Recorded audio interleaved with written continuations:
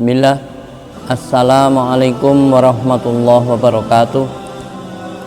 Innal hamdalillah nahmaduhu wa nasta'inuhu wa nastahdihi wa na'udzu billahi min syururi anfusina min sayyiati a'malina may yahdihillahu fala mudhillalah wa may yudlilhu falan tajida lahu waliyyan mursyida. Asyhadu an la ilaha illallah wahdahu la syarikalah wa asyhadu anna Muhammadan abduhu wa rasuluh la nabiyya wa la rasula ba'dah. Allahumma shalli wa sallim ala abdika wa rasulika Muhammadin wa ala alihi wa ashabihi wa man tabi'ahum bi ihsanin ila yaumiddin. Kaum muslimin yang insya Allah dirahmati Allah, ittaqullah haqqa tuqatih kama qala ta'ala fil kitabil karim. A'udzu billahi minasyaitonir rajim. Ya ayyuhalladzina amanu taqullaha haqqa tuqatih wa la tamutunna illa wa antum muslimun. Wa qala ya ayyuhan nasu taqu rabbakumul ladzi khalaqakum min nafsin wahidah wa khalaqa minha zawjaha wa basa minhuma rijalan katsiran wa nisaa wattaqullaha alladzi tasaaluna bihi wal arham innallaha kana 'alaikum raqiba. Wa qala Nabi sallallahu alaihi wasallam ittaqillaha haitsu ma kunta wa atbi'i sayyi'atal hasanata tamhuha wa khaliqin nas bi khuluqin hasanin. Pertama, marilah kita mengucapkan puji syukur kepada Allah Subhanahu wa taala yang masih memberikan nikmat iman, insya Allah juga memberikan nikmat imun sehingga kita tidak terserang penyakit corona.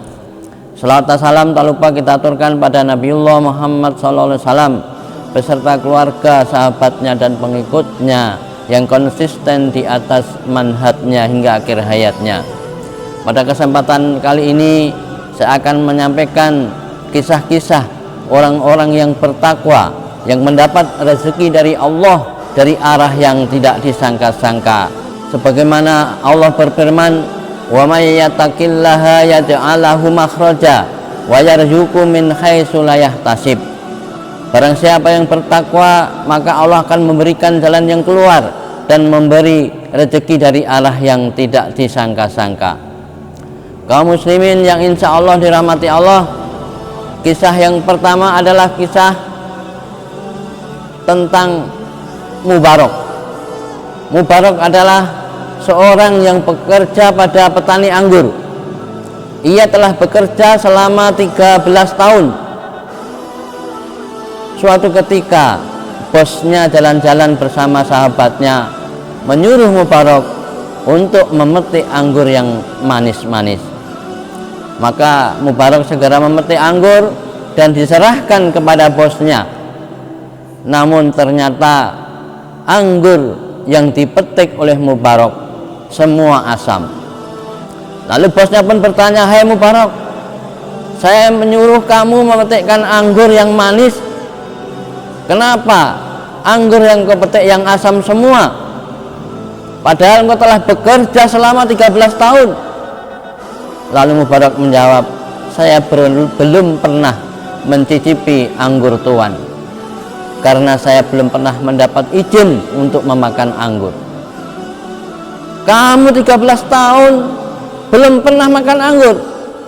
Lalu bosnya pun tanya kepada sahabat-sahabatnya. Ternyata betul, Mubarak selama 13 tahun bekerja belum pernah mencicipi anggur. Lalu bosnya pun berkata, "Hai Mubarak, saya punya anak perempuan. Kepada siapa saya akan nikahkan?" Mubarak menjawab, "Orang-orang Yahudi menikahkan anaknya karena kekayaannya. Orang-orang Nasrani menikahkan anaknya karena wajahnya, kecantikannya dan ketampanannya. Orang-orang Arab menikahkan anaknya karena keturunannya. Namun orang-orang yang beriman menikahkan anaknya karena ketakwaannya."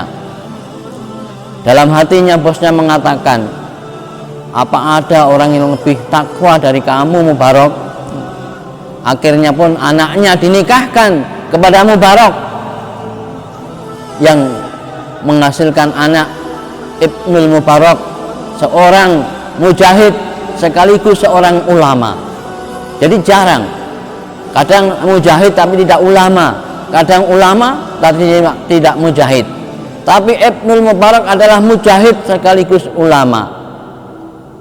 Inilah kisah yang pertama. Kemudian kisah yang kedua adalah seorang ibu dengan anak gadisnya yang berjualan susu di pasar Madinah, yang mana di masa waktu itu di bawah pemerintahan Khalifah Umar bin Khattab. Kemudian sangat laris jualannya, datang habis. Namun ada pedagang lain yang iri, yang ingin menjatuhkan jualannya. Maka pedagang itu mengoplos susunya dengan air, kemudian diobrol dengan murah. Maka ibu dan anak gadisnya ini menjadi sepi jualannya. Namun tidak patah semangat, ia pun menjajakan susunya dari rumah ke rumah. Kemudian laris lagi. Pedagang yang di pasar merasa sepi, kemudian ia mengikuti susu oplosannya dijual dari rumah ke rumah dengan harga yang murah. Maka sudah mulai sepi lagi. Ibunya mulai putus asa. Wahai nak, bagaimana kalau susu kita campur dengan air agar kita bisa bersaing dengan pedagang yang lain yang pada waktu itu mengoplos susu dengan air adalah perbuatan subversif, yaitu kena hukuman oleh pemerintahan Khalifah Umar. Lalu anaknya pun menjawab, bagaimana Bu, nanti kalau ketahuan Khalifah Umar? Ibunya pun mengatakan, Khalifah Umar kan tidak melihat kita nak, Khalifah Umar kan ada di kota. Lalu anaknya pun menjawab, memang Bu, Khalifah Umar tidak melihat kita, tapi bagaimana dengan Rabbnya Umar? Bagaimana dengan Allah Subhanahu wa Ta'ala? Dia melihat kita Bu. Yang kebetulan dialog pada waktu itu didengar oleh Khalifah Umar. Khalifah Umar adalah seorang pemimpin yang selalu turun ke bawah untuk melihat situasi kondisi masyarakatnya. Apabila ada permasalahan, ia langsung menyelesaikan, membuat solusinya. Umar yang kebetulan pada waktu itu mendengar dari balik pintu, langsung pulang ke rumah. Kemudian ditawarkanlah kepada anaknya, yaitu Abdullah bin Umar. Maka setelah dinikahkan, menghasilkan anak, yakni Khalifah Umar bin Abdul Aziz. Banyak orang menyebut dia adalah Khulafaur Rasyidin yang kelima, yang di masa pemerintahannya tidak ada masyarakatnya yang mau menerima zakat. Semua orang-orang yang berhak membayar zakat. Kaum muslimin yang insya Allah dirahmati Allah. Kemudian kisah yang ketiga adalah seorang salaf yang berjalan-jalan di suatu kebun, kemudian karena terdorong rasa lapar, maka dia melihat buah apel yang jatuh dari pohonnya. Dia segera mengambil, kemudian digigitnya, dimakannya. Ketika baru separuh, dia ingat belum minta izin pada yang punya kebun apel, karena dia meyakini makanan yang tidak jelas, yang syubhat atau makanan yang haram tidak bisa dibersihkan kecuali dengan api neraka. Lalu apel yang dibawanya, dia minta izin kepada orang yang di kebun situ. Namun ternyata yang di kebun situ bukan pemilik kebun, dia hanya pekerja dan tidak berhak menghalalkannya. Maka ditunjukkanlah rumahnya di sana. Satu hari perjalanan, dia pun mencari karena khawatir apel yang sudah tumbuh menjadi daging akan menyebabkan nanti dibersihkan dengan api neraka. Kemudian ketemulah kepada pemilik kebun apel dan ia minta dihalalkan apel yang telah separuh dimakan. Namun pemilik pohon apel mengatakan, saya tidak akan halalkan apel yang telah kamu makan. Namun kalau kamu mau saya nikahkan dengan anak saya, maka apel itu saya halalkan. Namun kamu ketahui, anak saya itu bisu, anak saya itu buta, anak saya itu lumpuh. Daripada disentuh oleh api neraka, lebih baik dia sanggup dinikahkan dengan anak pemilik kebun apel tersebut.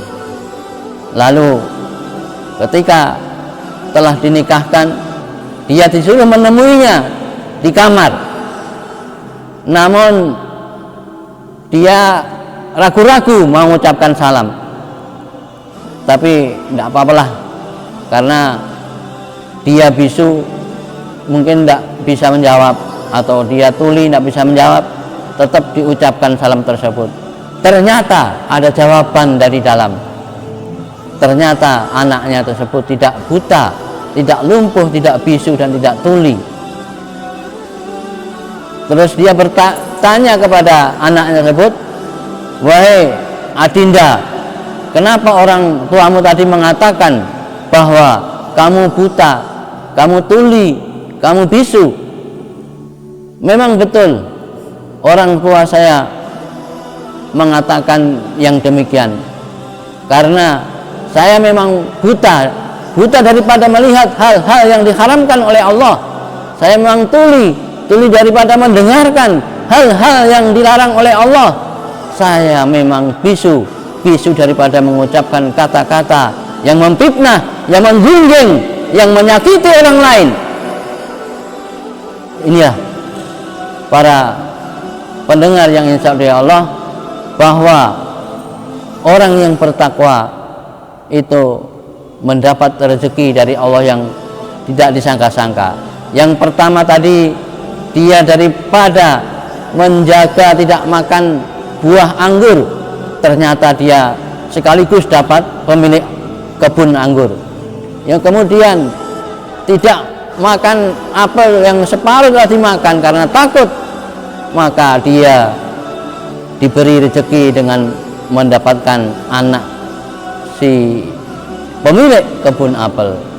Insya Allah kita bisa mengambil pelajaran dari kisah-kisah ini, dan ternyata orang tua yang memilihkan jodoh anaknya pada kisah tersebut. Beda dengan anak sekarang, mencari sendiri-sendiri, yang penting cantik, nanti beberapa hari sudah kacau balau rumah tangganya. Insya Allah kita semua memilih istri-istri yang bertakwa. Demikian, billahi taufiq wal hidayah. Wassalamualaikum warahmatullahi wabarakatuh.